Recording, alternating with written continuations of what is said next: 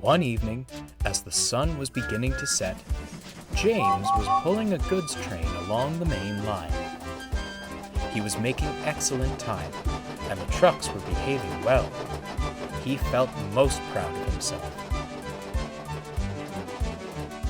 Ahead, the line curved past a field.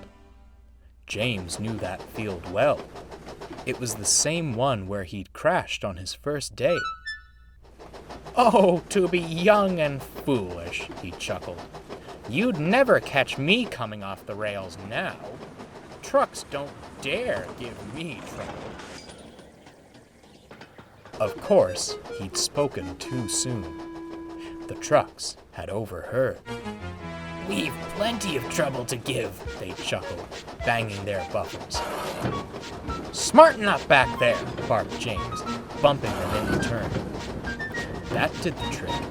An old coupling broke. The last 3 trucks and the brake van came loose. James felt a jolt, but assumed it was another bump from the trucks, and carried on. The guard braked the trucks to a halt. He saw James speeding off down the line. "Oh, for pity's sake," he grumbled. He walked back to the last signal box, putting detonators on the rails as he went. The trucks, meanwhile, were delighted. "That'll teach him not to push us around," giggled one. "Why stop there?" smirked another. "He said we don't give him trouble, but we gave it. He said he'd never come off the rails. Let's prove him wrong. Wouldn't do that if I were you." Sat in the field nearby were more trucks. They were old and filthy, with rotting wood and rust all over. They lay broken and crooked amongst the dirt. "How'd you get there?" asked James's trucks. "Did the very thing you were scheming up," said an old truck.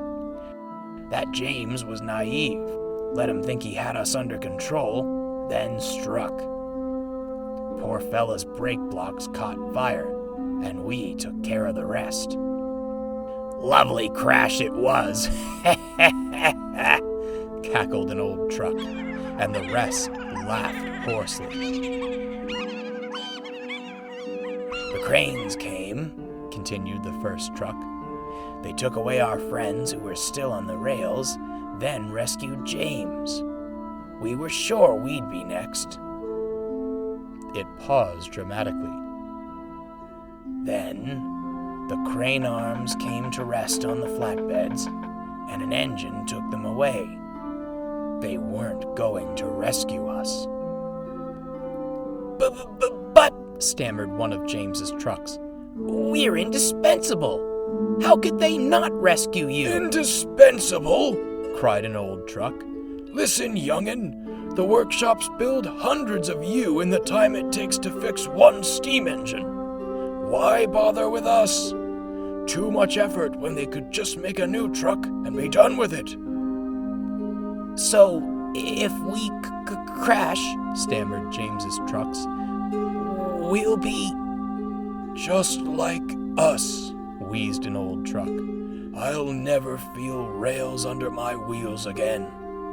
If I've even got wheels left.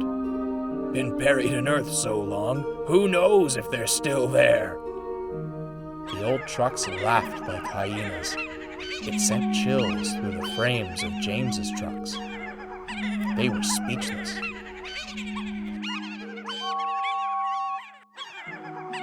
A whistle cut through the laughter. James had been flagged down at the station and sent back to retrieve the trucks. "Silly things," he grumbled, bumping them hard. "You could have caused an accident."